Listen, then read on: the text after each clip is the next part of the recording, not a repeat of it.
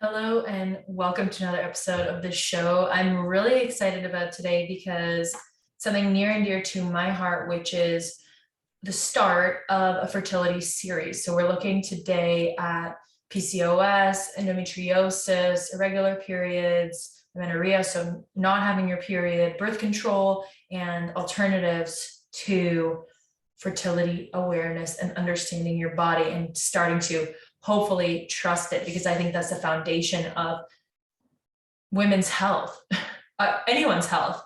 Again, I have to preface this by saying I'm not a doctor. I'm just a regular woman trying to understand my body, trying to navigate all the changes that have happened with the introduction of birth control, with lots of environmental toxins, just trying to figure it out, having had painful periods from 13, 14 years old, and now reading stories about girls starting to menstruate as early as 6. This is just so important to me as a topic, and I think we need to know and trust our bodies better. Before we dive into that big topic, and I'll do my best to be concise and just run through, again, this is an intro series. I'm not a doctor, so we're just trying to understand and scratch the surface. Hopefully do some interviews down the road with some doctors and hormonal specialists that can dig in even deeper. But for anyone that's sort of not really aware of this, new to this, wanting to get into it a little bit, this is for you.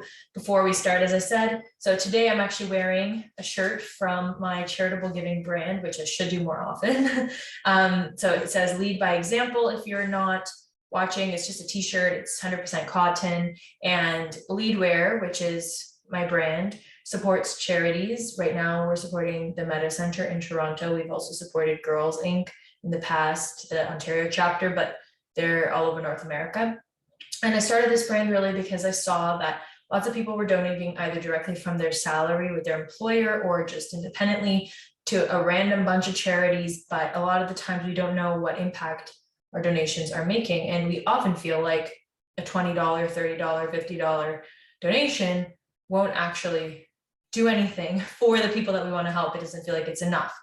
Or there are a lot of charities that explain this very clearly, but they're helping people in different countries, a lot of them principally targeted to African countries. And I'm not saying there's anything wrong with that. But for me, I wanted to start locally, grassroots, at home, where I'm from, because I think that when we start with our local communities and fix and to support the problems locally, then we can branch out and work on global issues. But we need to focus on what's in our backyard and help our neighbors. So Leadwear, that's my brand. We have it on the show notes. If you'd like a t-shirt, sweater, you're giving someone something for their birthday or another occasion, this is your brand and you'll feel good about doing it. All profits go to different charities.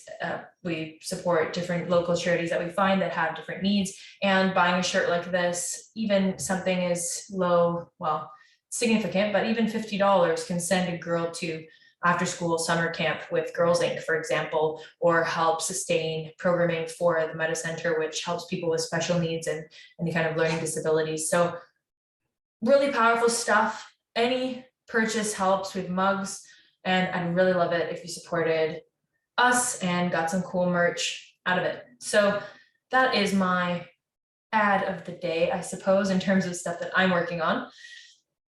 Oh, I'd be remiss if I didn't mention also some of the programming I do. So I do have a period secrets course and also a women's wisdom accelerator, where we focus on really getting in touch with our womanhood, our wisdom, our internal wisdom as women. So links to that are also in the show notes if you want more, and if you want to engage with this content and me more personally, that's how you can do it. So diving in, as I said, I have personal both experience, pain, and interest in furthering the awareness and understanding of this topic. What's interesting about a lot of the issues we're seeing today is that they're quite foundationally rooted in the same things from what my research says. I have linked to all of the, at least the sources that I've most immediately used. I think I've learned from so many different people online, doctors, I've seen naturopaths and conventional hormonal specialists myself. So I feel like this is, around 20 years, oh my God, almost 20 years in the making of me doing research and figuring out, okay, and piecing together, what is my body trying to tell me with the super painful periods or blood clots or backaches or problems with my skin or weight gain or trouble losing weight or gosh, painful breasts or PMS, emotional, like mood swings, all that. What's it trying to tell me? And how do I regulate it? What can I do? There's so much conflicting advice. So let's dive in to at least scratching the surface and understanding this. So PCOS, polycystic ovarian syndrome, is something that's been on the rise. There are 4 main root causes that I've been able to determine. So there's an insulin-related PCOS that has to do with insulin dysregulation. It means your blood sugar can be not only high, but lots of spikes in your blood sugar. So it means, eating, let's say, a sundae or a chocolate bar and not pairing it with something else. What's interesting is this does also relate to, or not necessarily spur on, but it's related to gestational diabetes. So when you're pregnant, you can also get into an issue of insulin dysregulation, not necessarily causing ovarian cysts. What's interesting in both cases is this elevated blood sugar, and it has to do with our hormones. Of course, all of this, anything we talk about today is hormone related. And so what I've learned, the advice right off the bat for insulin regulation is there's something called myo-inositol. People take, and again, this is just an option, but looking into myo-inositol around 2,000 milligrams a day. Something else you can look at is pairing food. So anybody with diabetes or high blood sugar, what's said, and often people are like, okay, so now I can't eat fruit, or like, what's the severity of this? I think that what I've found so far is fasting is not a good plan for people that have dysregulated blood sugar. So the whole craze right now of fasting can really mess up your hormones, especially as a woman, especially if you're trying to conceive or you're having this type of dysregulation, or if you're pregnant. Really not a good plan. So I think the end all be all of autophagy for trying to trigger that. Very limited research. Again, I'm not an expert, but I would warn against fasting if you are having insulin dysregulation. It could be, feeling faint when you get up in the morning, headaches, feeling dizzy, nausea even sometimes, which is pregnancy related, or can just be if your blood sugar is low and you're not pregnant, but you're having these issues. Difficulty losing weight, kind of really big mood swings too. If you don't eat, like feeling really out of whack, is because your blood sugar is going up and plummeting, plummeting down. So insulin regulation using myo-inositol or pairing. So it would be not only having carbs, fats, and proteins, but that it's actually said that the order in which you eat those foods in a meal matters. So if you can eat the vegetables, the fats, and the protein before you eat the carbs on a plate, even just changing the order up. So leaving the carbs, leaving the starchy stuff for last in a meal can make a huge difference into that spike and the continued spike over time of the glucose in your blood. Also, people think that eating before bed is problematic. It can actually help to level out your glucose levels if you're somebody that's dysregulated. So eating smaller meals more often does help to balance blood sugar if you're in this position. And avoiding carbs is historically the advice. So take that as you may. I mean, I think all of us know now processed foods, additional sugars, artificial sweeteners, all of it's just bad, not just to say for hormones, but overall. I think our toxic load, our chemical burden, the chemicals we're exposed to every day, already so high that really it makes sense to cut these things out if you can. And they're everywhere, which is crazy. Another thing that, well, we'll get to this in point 3. So for insulin, we're talking about regulating blood sugar through regular meals. Maybe myo-inositol is a supplement, looking into that. And seeing how you can pair when you eat something. Oh, and the last thing also around insulin regulation has seemed to be walking after a meal. Some people are saying even as low as 10 minutes after a meal can be beneficial. I've read some studies that just looked at a 1 hour walk versus a 2 hour walk after a meal, and the 2 hour walk seemed to lower the glucose more than the 1 hour walk. So, I mean, I don't know how practical it is for us to be walking after every single meal if we're eating multiple meals a day. Although if you look at the blue zones and longevity studies, those kinds of places and cultures often are walking as a part of their day. And that's why we see even in Europe or more walkable cities or walkable places, people just walk because they have to get places, they don't drive. So it seems to be a huge influence walking after meals. As little as 10 minutes seems to help. But if you can do more, of course, more is better in the walking department, and it seems to work for a bunch of age groups and physical levels or physical activity levels, which I think is important. Not everybody wants to go for a 5-mile run after lunch. So that's insulin-related PCOS. There's also pill-induced. That might be controversial, but that's what I've read. You're meant to check for luteinizing hormone and prolactin levels if you're having issues and have noticed cysts from pill-related usage, so birth control-related usage. Of course, diagnosing PCOS is kind of tough. Ultrasounds will show if you have a bunch of cysts around your ovaries, on your ovaries, in your ovaries. So I think the ultrasound is perhaps the diagnostic, how you can tell. But you also might have, as we mentioned earlier, some of those other symptoms, maybe hair growth, which is hirsutism. Don't know if I say that right, but essentially it's hair growth around your mouth and chin. So kind of that, like grandma kind of hair growth that we see when older women start growing hair around those areas. Not just for older women these days, and has to do with potentially PCOS, not just from the pill, but that condition. But if you have just gone off birth control, or if you're on it and noticing some of these issues, might need to look at prolactin. Luteinizing hormone could be out of whack, probably out of whack, because it's a synthetic hormone being added to your system. So of course, there's going to be an impact versus being natural, right? Number 3 is inflammatory PCOS. So that can be from environmental factors, toxins, heavy metals, plastics especially, and BPA free is not enough. People seem to think that if it doesn't have BPA, it's okay. Plastic is plastic is plastic, especially heating foods in plastic, storing foods in plastic, canned foods. There's just so much research out there around, even if you eat canned foods, like let's say canned soup twice a week, your risk of diabetes goes up because of the insulin dysregulation and then inflammation. Canned foods are just a no-no overall, if you can, unless of course they're canned in, let's say, a glass jar. But those cans that say they have BPA-free lining, not good enough. It's just not. So it seems to be that the devil is in the details with all of this hormonal dysregulation, and really the answer is cutting out pretty much everything, which I know is hard, a huge lifestyle shift, maybe frustrating, maybe annoying, but I mean, it's worth it considering all of the pharmaceutical interventions or and diet and lifestyle interventions you'll have to make if you go down this road and have some of these diagnoses anyway. So it just makes sense if you're maybe not having period issues, or you have some of this, but it's not severe. The only way I've resolved these issues is by pretty much cutting out as much artificial stuff as possible in all realms. That leads me to beauty and cleaning products. So anything scented, seeing my mom's house, it's like scented garbage bags, scented dishwashers, dish soap, fragrances, so cologne, perfume, anything like that, scented candles, scented lotions, soaps, anything scented. It's usually natural artificial flavors or scents, parfum, no good, hugely disrupting to the endocrine system. It's messing with your hormones.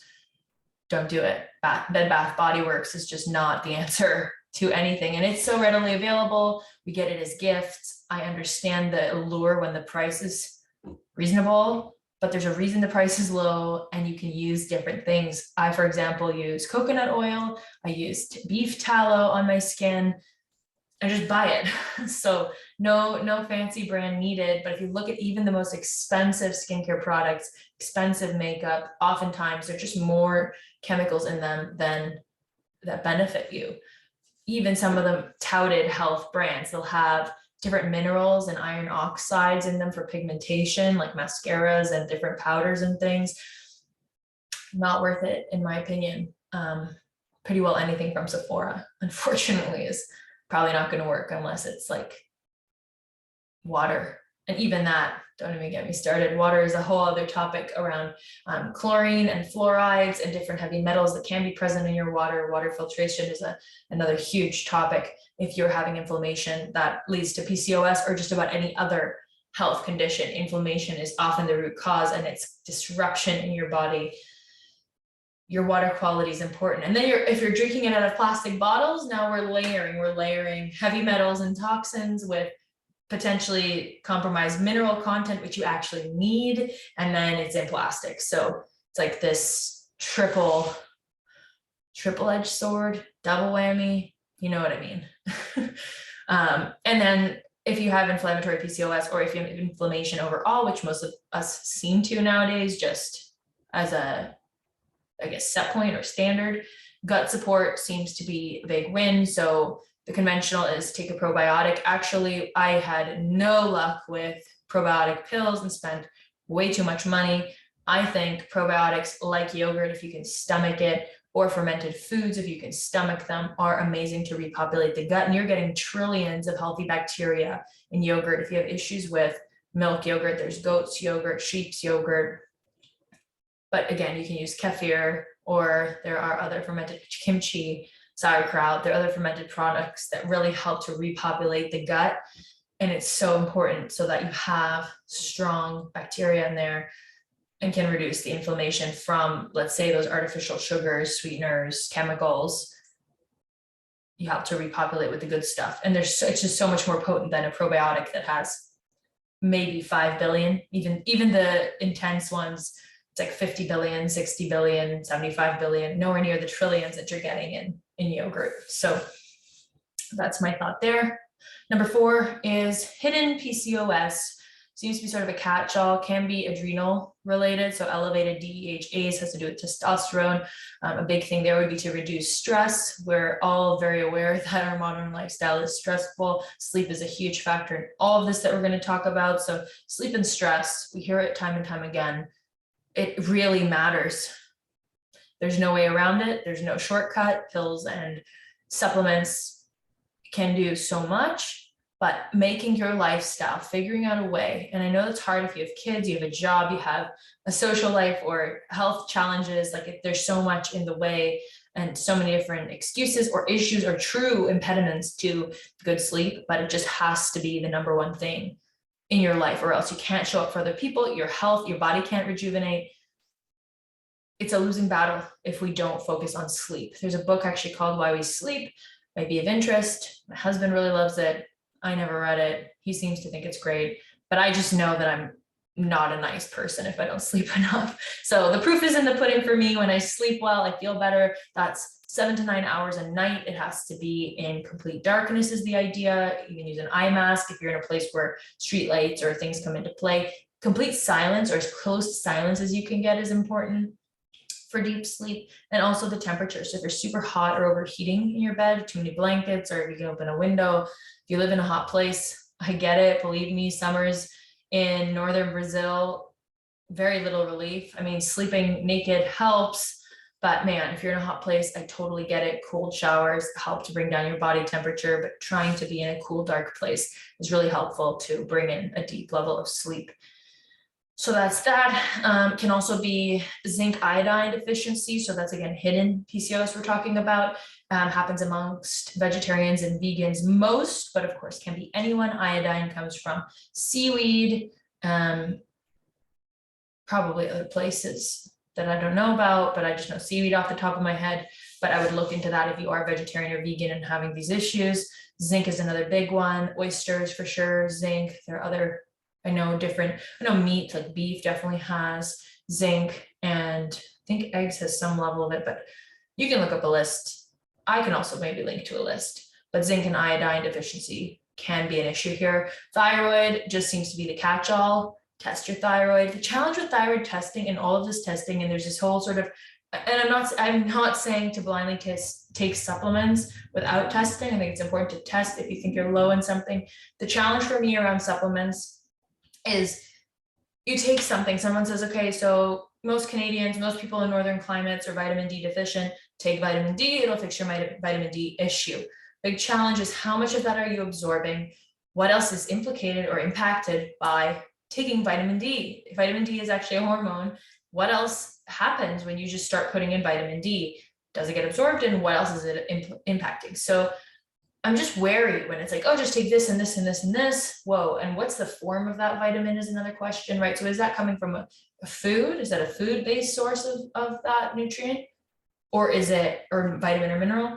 Or is it synthetic? What does that do?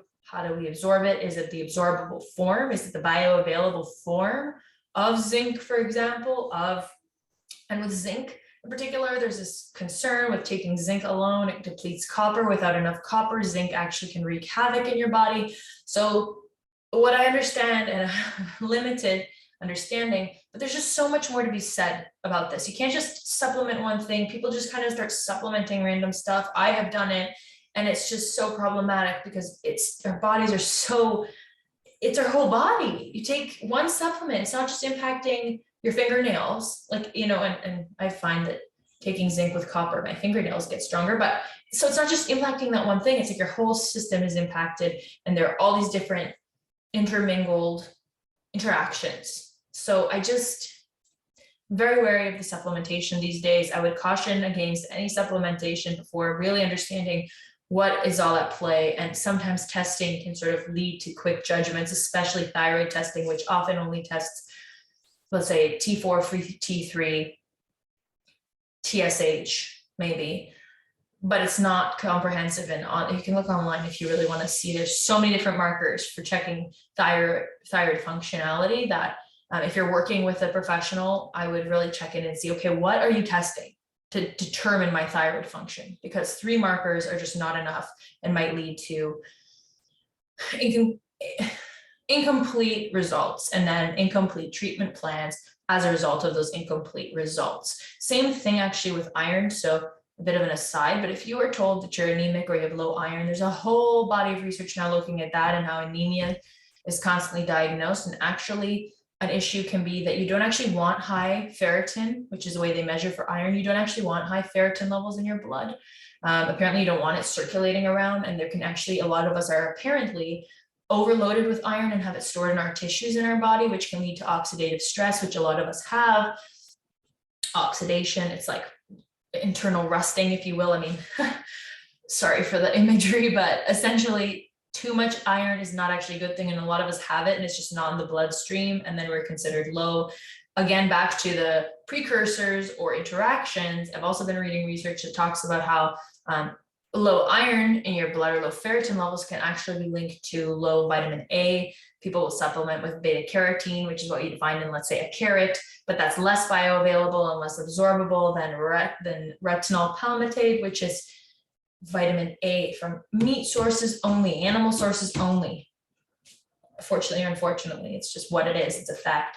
So that's a challenge. And that's why we see, and when I went vegetarian for a year, and why we see in vegetarians anemia being diagnosed often because of that low iron, because it's just harder to get heme. There's heme and non-heme iron. So so vitamin A is also more bioavailable in the animal product form, but then there's also iron.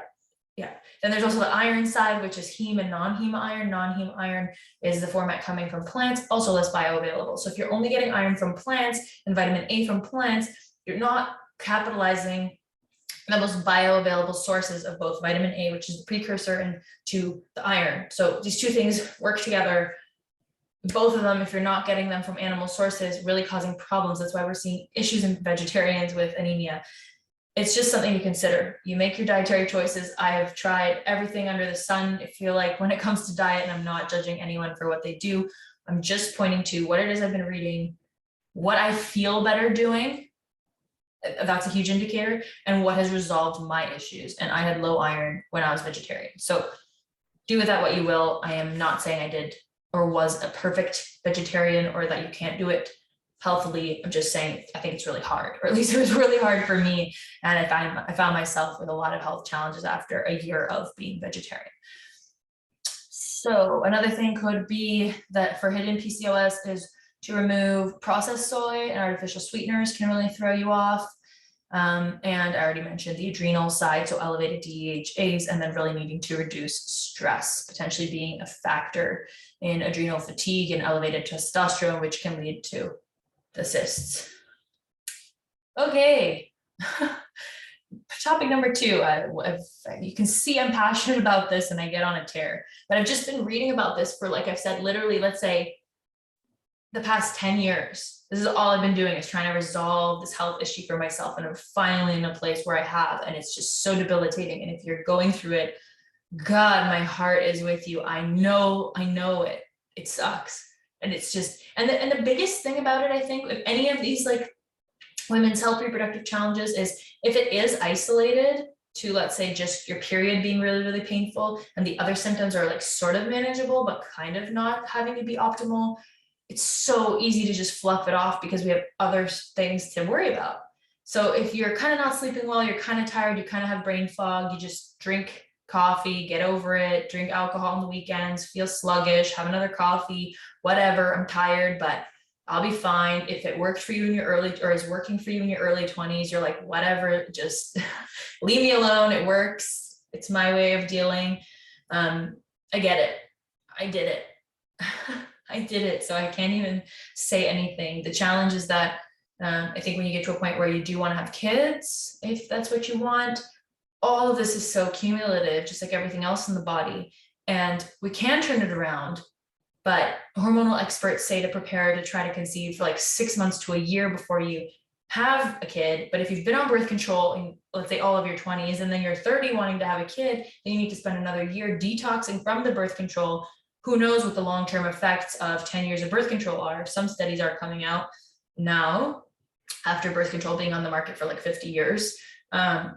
So what are those long-term effects? And then you have to detox, and then does your period come back right away? Are you having issues? Do you develop PCOS as a result of being off birth control? Like it's just, I feel like we only think about the immediate in healthcare. We're very symptom driven, and we're just not being preventative. We're not being proactive. We're not thinking about, okay, I'm going on birth control to solve this issue, but is it even the root cause, or am I masking symptoms? And then what's going to happen to me when I go off of it? It's the same thing. I've seen it with people that I've spoken with that have issues with either rheumatoid arthritis or sinus issues, where they'll be given corticosteroids or some sort of steroidal, like a nasal spray or injections. It's just reducing the inflammation and masking the issue and not getting to the root cause. So my whole investigation into this topic has been very root cause related. Because I just think that's the only way we can actually get back to homeostasis in our body, actually get back to that balance. Again, just a girl, just a lady trying to figure this out with multiple health professionals and multiple stories and clients and people working with female entrepreneurs and women and young women students, and just seeing how pervasive of an issue this is. Friends, there's something that we need to do about it. And I just think more pharmaceuticals is probably not the answer to what we need to do about the fact that just all of these different external influences are impacting our ability to naturally heal and naturally be okay in our bodies. So next is amenorrhea, or irregular periods. If your periods are 24 days, then 34 days, then 40 days, then 21 days.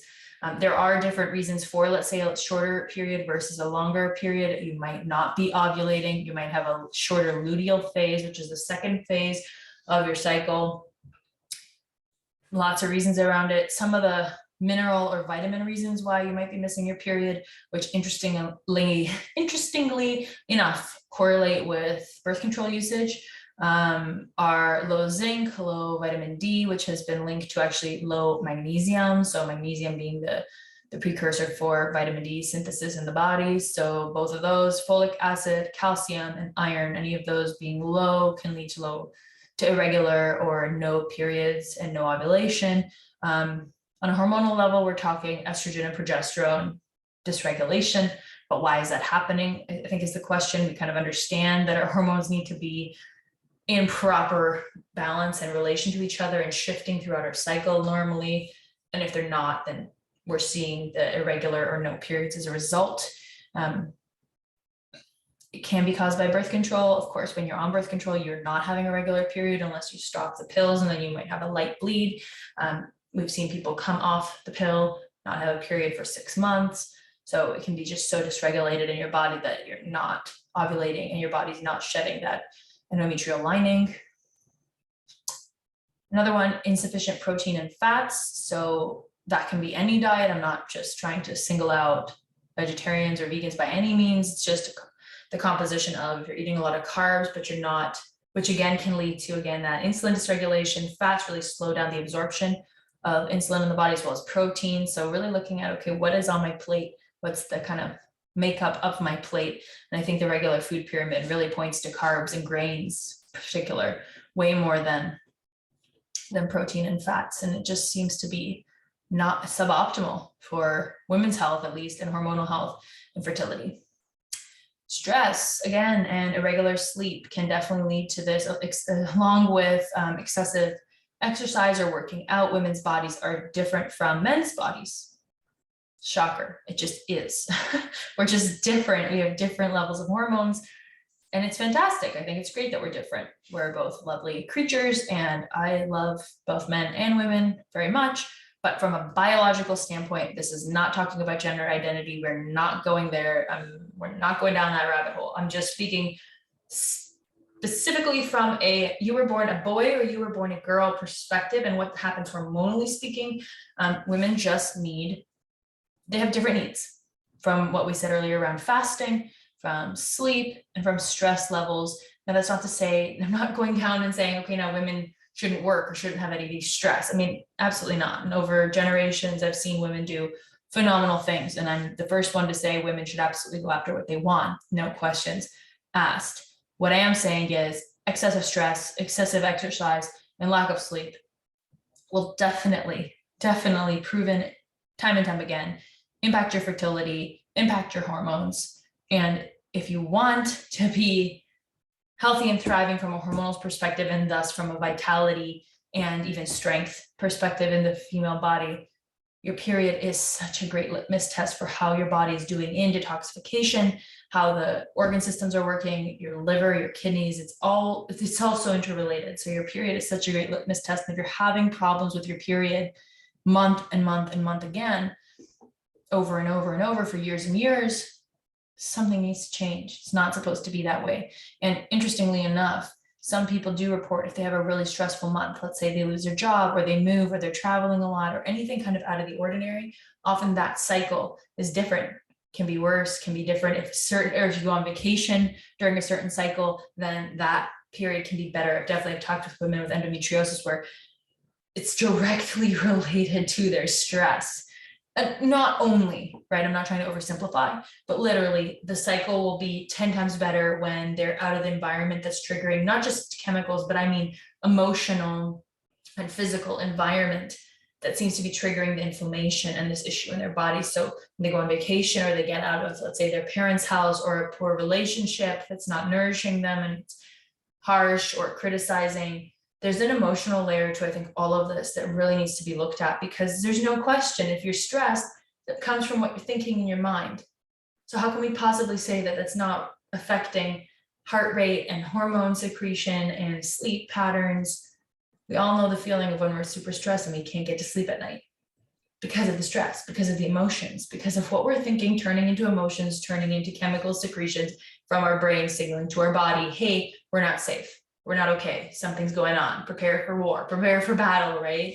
Danger, danger. And that can be emotional or physical danger. So yeah, I think we really need to look at our emotional environments when it comes to some of this as well. So stress, sleep, irregular sleep, and of course, as we mentioned earlier, environmental chemicals or toxins. So yes, your emotional environment, but also all of those beauty cleaning product recommendations I made earlier definitely factor in here. And then again, the thyroid. So from a thyroid testing perspective, as I said, check to get a full thyroid panel done. There's also luteinizing hormone again, prolactin, estrogen, progesterone, and then testosterone and androgen. So checking out what the hormonal landscape is. There's the Dutch test. That's meant to be quite comprehensive. It is pricey, not always covered by insurance. If you work with an alternative practitioner, they'll probably do it and interpret it for you. So that's something. If you're looking for a practitioner and they work with the Dutch test, seems to be a bit of a litmus test for that practitioner if they're actually thorough. But again, can be pricey, and working with naturopathic doctors or alternative practitioners, I get it. It's a lot, especially if insurance isn't covering you and it's just not accessible to most people. So, and I know the fatigue as well of having worked with, feeling like you've worked with everyone, feeling like the natural options don't work. They give you 30 different supplements. Again, back to the supplement question, right? And you just feel overwhelmed, too many pills, not seeing results. How am I going to have to take 30 pills a day for the rest of my life? And then more and more testing, not seeing the regulation back. So I think that whether it's you've worked with a lot of providers and you don't like who you've worked with, in the conventional system, or naturopathic options, alternative options, or if you're kind of just frustrated with, let's say, not seeing results from those options and don't perhaps have the funds, whatever your situation, I think a lot of these changes really do help. And I've seen people who also say, no, I've tried every supplement, I've eliminated gluten and dairy and sugars, and like I've just been so good and so careful, nothing is working. I think to that, I say, what's your sleep? What's your emotional situation? What is happening in your environment? So emotionally and chemically speaking, additives and such. And just because you eliminate gluten, if you're eating a bunch of really processed gluten-free options, not going to help. If you're not having enough protein and fats, not going to help just because you're eating potatoes instead of pasta, let's say, or gluten-free pasta instead of regular pasta. There's a whole other plethora of research and conversation around seed oils, inflammatory seed oils, which are in lots of gluten-free and regular conventional products. Sunflower oil, principally canola oil, hugely inflammatory. So if you're having inflammatory issues, which can lead to endometriosis or inflammatory PCOS or autoimmune conditions, one of the big things can be seed oils as an inflammatory chemicals, oils. Also related is potentially glyphosate exposure, which can be triggering to celiac disease. So looking at, if you are eating grains, where are those grains coming from? Organic seems to be lower in glyphosate than, which is like Roundup. It's essentially a pesticide, which has been linked to gut issues, which can lead to some of these issues as well. So just, it's so important to look at what we're putting in our bodies, on our bodies, around our bodies, emotionally, the nourishment that we are getting. And I think if we all started there for 6 months, there would be definite symptom reduction, if not elimination, and not undermining the emotional component. So if you're in a really bad home situation with whatever, it could be toxic male relationships, toxic patterns with males, that's not to be discounted when it comes to not being in alignment with your feminine wisdom or your feminine system, or if you feel like you're in a job that's extremely masculine, either male dominated, or you feel you have to exhibit male traits, masculine traits. There's something to be said about not being in your body, in yourself, in your needs.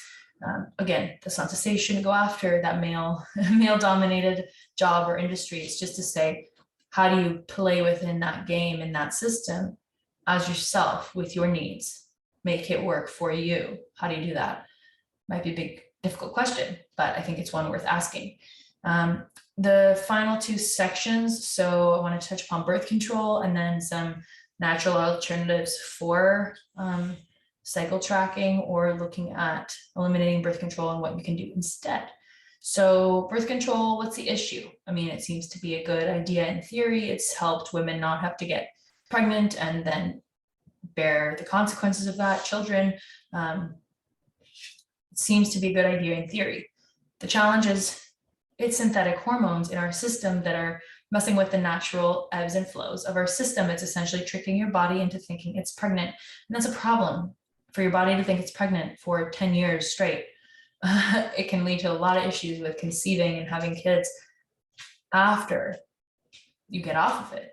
So I think, again, it's sort of this funny thing where the idea is good. The premise of women being able to have more of a choice about when they get pregnant or how often they get pregnant, do they want to get pregnant? I think putting the power in the hands of women. As a woman, I'm not saying that that's wrong. What I am saying is perhaps the delivery method, the way that we're going about preventing women from getting pregnant, is being called into question, or I'm calling it into question. So not someone to say you shouldn't have access to ways to let's say, not put yourself in a precarious position, but that the way birth control as a solution might be probably, not might be, probably is doing more harm than good. So why? Well, again, synthetic hormones over long periods of time, really fooling your body into thinking it's in a certain process or in a certain state that it's technically not. It does also deplete some very core vitamins and minerals that over sustained usage can lead to some of these issues. And we talked about some of these earlier as being related to PCOS and irregular periods. What does birth control deplete? Magnesium, which, as we know, can also lead to low vitamin D, which was related to that irregular period section we just talked about. Zinc, folic acid, vitamin B12, vitamin E, and then some additional ones that we see: vitamin B1, B2, B3, vitamin C, and selenium. So really big ones. And then it's funny because if you work with a fertility specialist, or you look at someone that helps with hormones or women's health, what's very interesting is whether you're on birth control or not, if you're having trouble conceiving or if you're having issues, first thing is probably the blood sugar regulation. Second thing, they will put you on a cocktail of supplements that will be vitamin C, vitamin E, B vitamins, if not just B12 at the very least, folate, folic acid, and oftentimes magnesium. So, I'm sitting here looking at this list of what does birth control deplete? And literally all the things that birth control depletes are what fertility specialists will have you supplement. And I mean, I did take birth control many, many years ago on and off, and stopped because it made me feel absolutely emotionally crazy. Did not work for my body in any way, physically or mentally. It just didn't work with my mental health.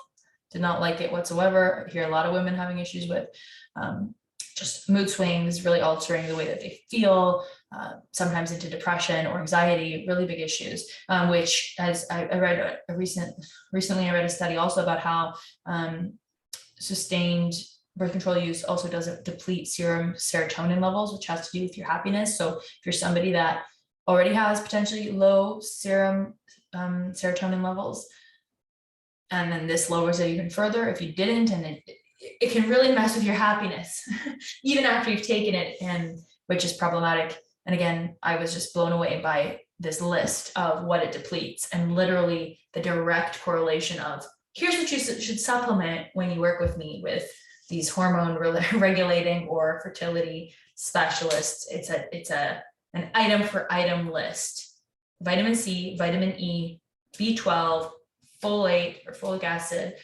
zinc, magnesium, selenium, and then vitamin B1, B2, B3. So a lot of people are on a vitamin B supplement.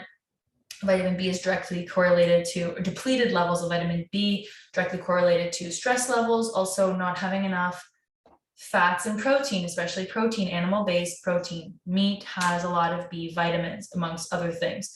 So it's very hard to not see correlation in this when literally the issue, the reasons for the issue, the nutrient issues, the nutrient reasons for that issue, PCOS or irregular periods, and then birth control, what it depletes, they're the same list. And then fertility doctors, as a solution to these issues, fertility doctors are saying, literally take this laundry list of things that correlate specifically to exactly what it is that's depleted from that. So you decide. Look into the research yourself, see what it depletes. And if you're on birth control and you're happy with it, at the very least, I would recommend improving your diet to increase these substances, and or supplementing with some whole food versions or bioavailable versions of these vitamins. For example, methylfolate versus just folic acid. Methylated B vitamins, especially B12, zinc and magnesium both work better in the biglycinate format. For whatever reason, they're chelated vitamins.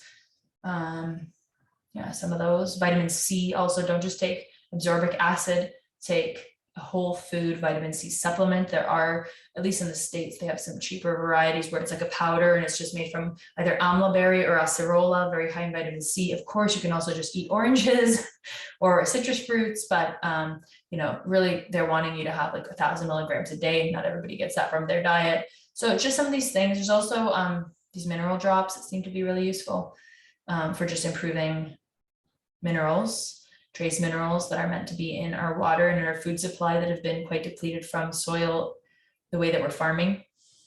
So, mouthful, huh? We're gonna have to round this off. I'm gonna spend the last few minutes just saying here. I'd like to spend the last few minutes on the options that you have. If you do want to get off of birth control, there will be some detoxing happening. It might take you months to get back to normal. It might spring back very quickly, in which case I'm very happy for you if it does. If you're having issues and you went on birth control because of those issues, acne, endometriosis, painful periods, know that there are ways to get rid of your painful periods without having to be on birth control. And truly, there are. That's where my painful periods course comes in. Of course, you can work with anyone you want. Just make sure that that their philosophy and their approach is aligned with your values and the types of solutions or interventions that you want to use. Do you want to be on pharmaceuticals or other synthetic products? Do you want to be on supplements? Do you want to change your lifestyle? What are you willing to do?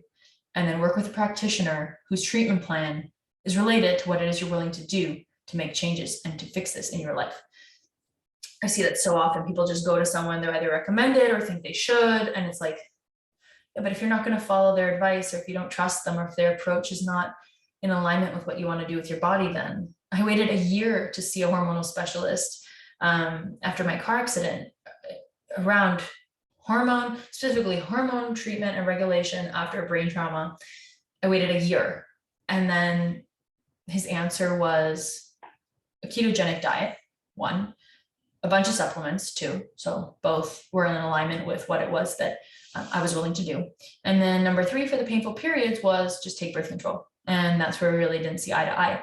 And that's important. If you're working with someone and they're not testing what you want them to test, they're not taking your symptoms seriously, or they're giving you treatment options that don't align with you and then not giving you alternatives to that. If you say, okay, well, I'm not willing to go on birth control, what else can we do? And they have no answer, or they say dig Tylenol, which, by the way, well, their story depletes glutathione, really challenging on people's livers. They say you can take it during pregnancy. I personally wouldn't. Tylenol can be really, really problematic, which is probably for another episode.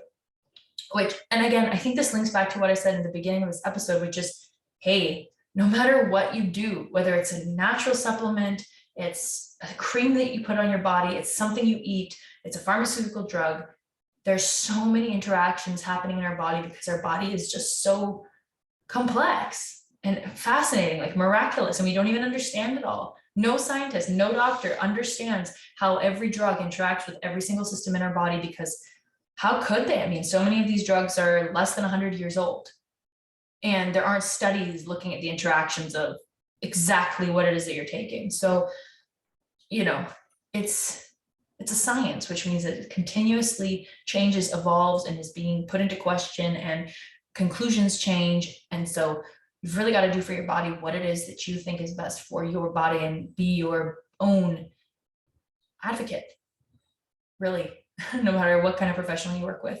That's what I've learned from a, let's say, value or philosophical component of how do you approach your treatment plan. I think you've really got to be in alignment with your practitioner's philosophies and feel that they trust in their approach and their method. So what are your options if you don't want to be on birth control and you don't want to get pregnant right now? Great question. So there is fertility awareness methods. They're natural methods. Of course, you can use different barriers, but again, remember, like a copper IUD or any of these patches or rings, all of it is altering your hormones. Condoms are obviously an option. They're not foolproof.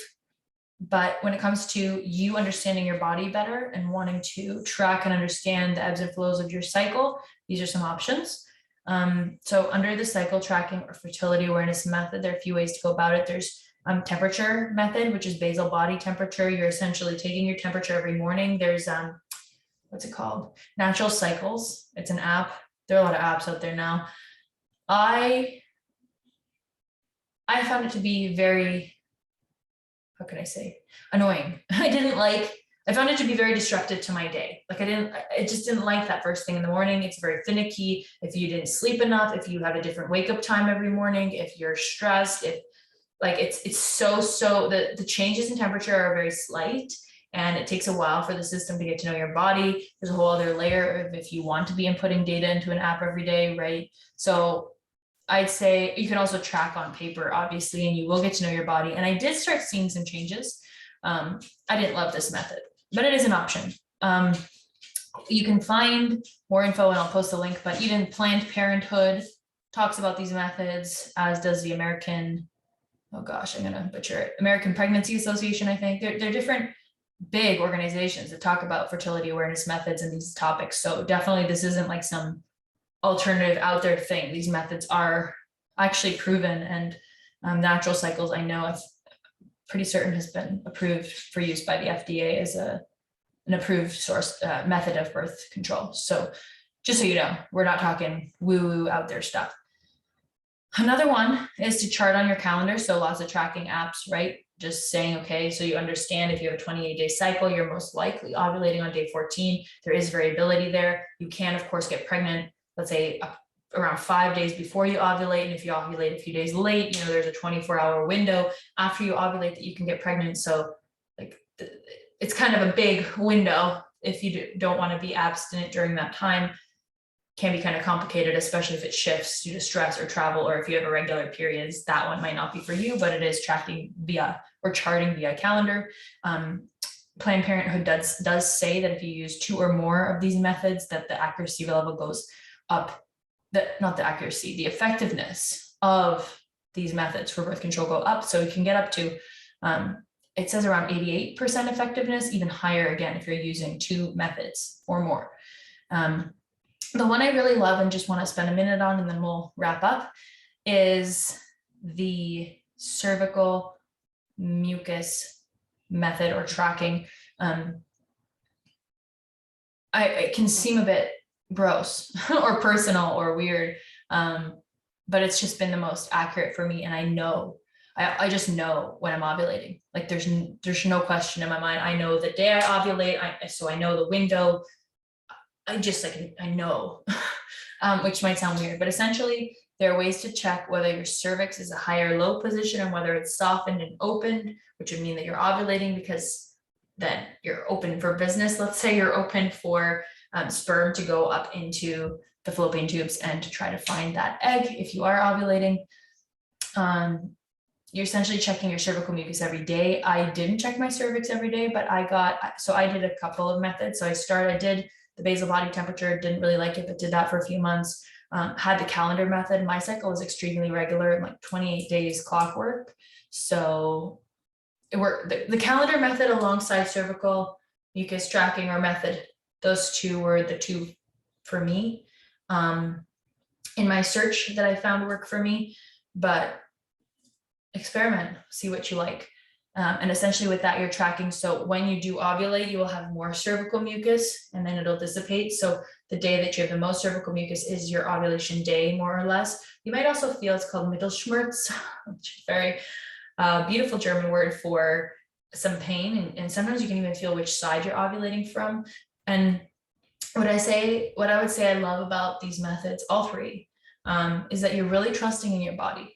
You're trusting in your body. You're more aware of your body. I never, if you asked me 10 years ago, would have said that this would be how I track my cycle. I had no idea. I wish I did. I think more women are becoming aware of it now.